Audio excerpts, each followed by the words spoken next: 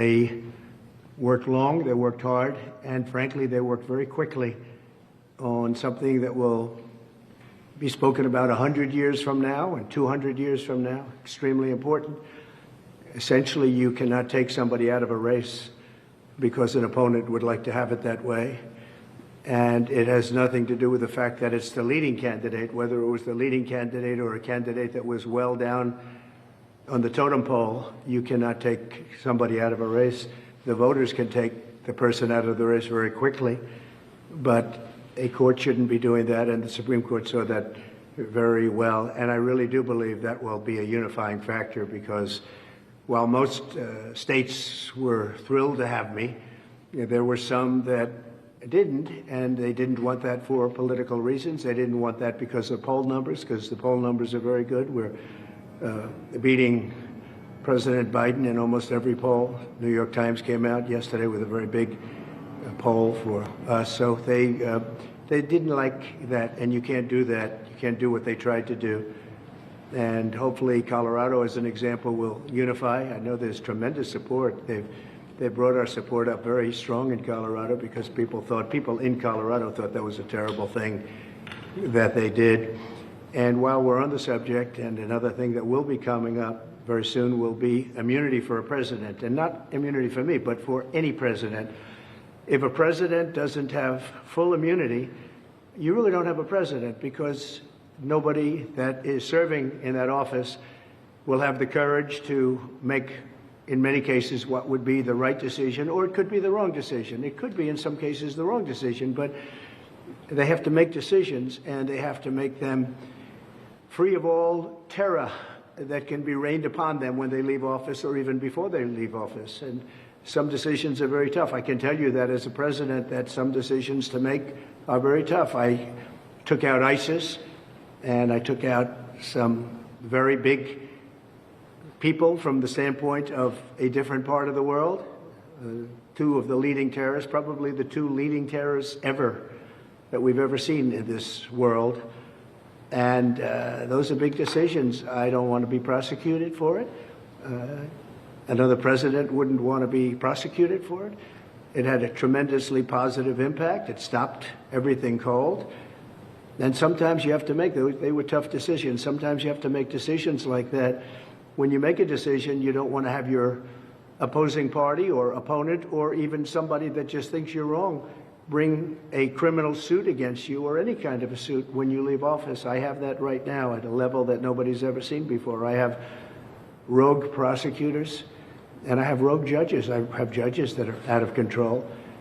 And it's a very unfair thing for me, but serving perhaps as a sample to others of what should not be happening when you make good decisions. And in my case, the economy was great. We didn't go into any wars. We totally defeated ISIS.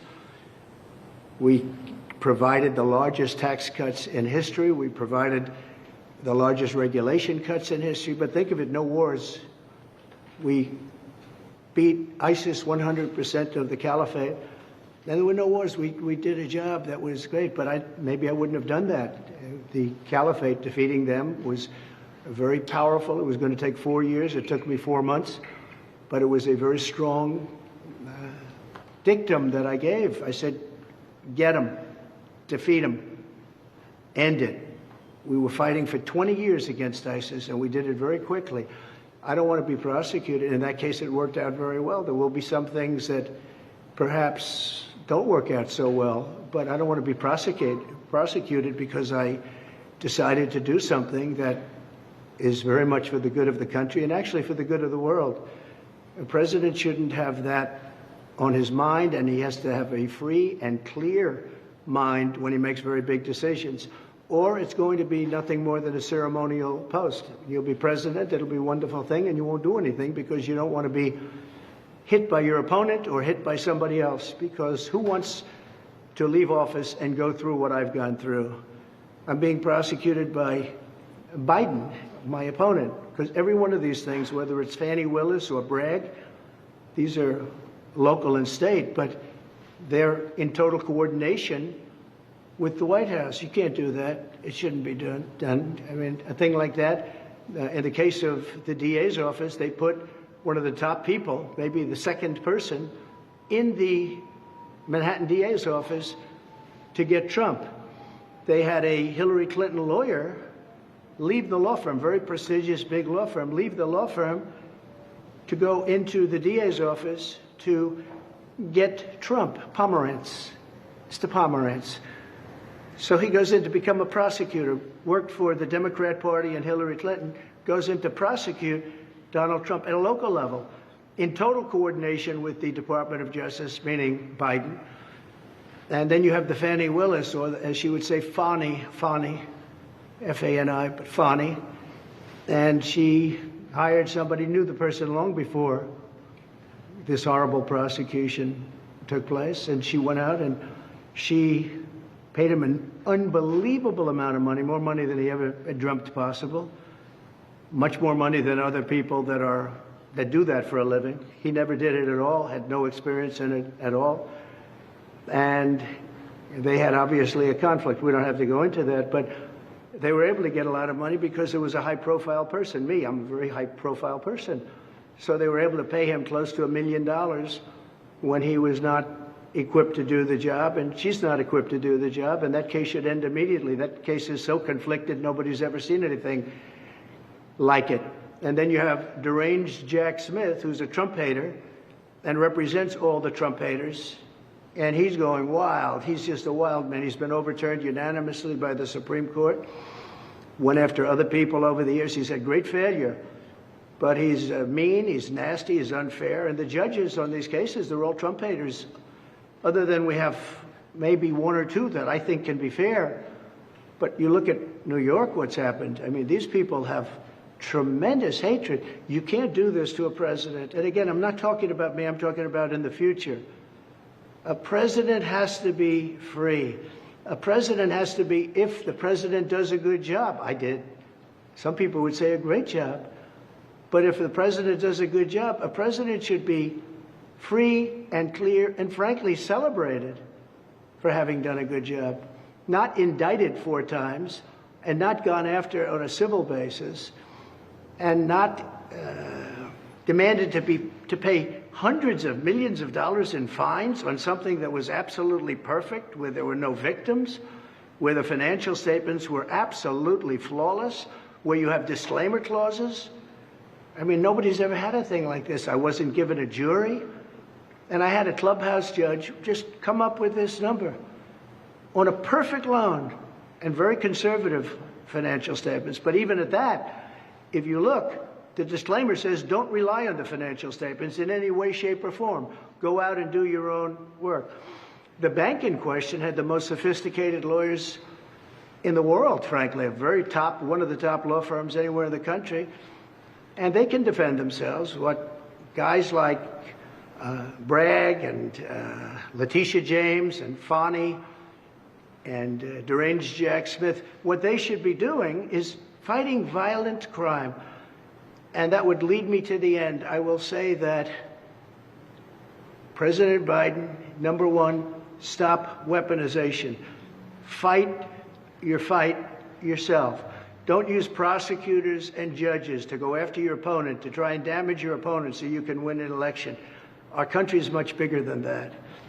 The other thing I say to President Biden, close the borders now. This is not sustainable for our country. It's not sustainable for our cities. Our country is under siege. This is a violent thing that you've done. And many people are dying. Many, many people are dying. They die on the trip up. They die going through the border. And they die in our country. But many of the people coming up are from prisons and jails, from mental institutions and insane asylums. Many are terrorists. You see it. Many, many are terrorists. And I believe the real number that we have right now is probably closer to 15 million people. And by the time the term ends, I believe the president's term ends, I believe you'll be at close to 20 million people. That's almost larger than any state in the union. Our country, it is not sustainable. Many of these people are tough.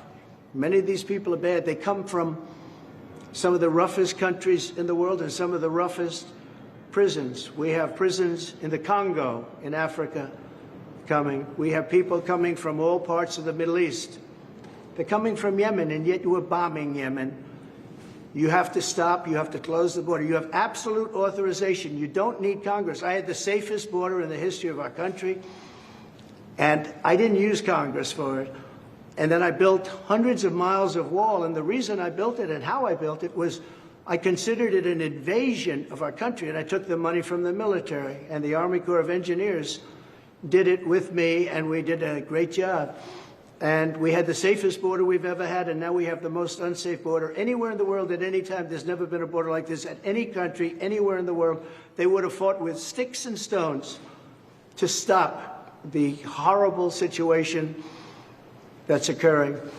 Our people can't stand it, and the people coming in really can't stand it because they're dying. Many are dying on the trip up, and they're dying in the country. And also, many of the people are criminals, and they're doing tremendous harm. I call it migrant crime. It's migrant crime. It's a new category of crime. They're hurting our country horribly, and we've become a laughing stock all over the world. So I say respectfully to President Biden, you have the authorization right now. I did it. I didn't go to Congress and say, do I have the right to close? I fought Congress on it. Close the borders. You can do it right now. You have everything. Use my policies. My policies were great. Everybody said it. Use my policies. So just to finish, I have great respect for the Supreme Court, and I want to just thank them for working so quickly and so diligently and so brilliantly. And again, this is a unifying factor. Everybody now is together, and they can go after me as a politician. They can go after me with votes, but they're not going to go after me with that kind of lawsuit that takes somebody out of a race who's leading in this case, but even if the person wasn't leading. And I want to thank you all for being here. Do we have any questions? Yes. Mr. President, the poll numbers are massive for you going into Super Tuesday. We found that a lot of people that were agnostic to politics in general see these legal cases against you. They see how life was back under a Trump administration.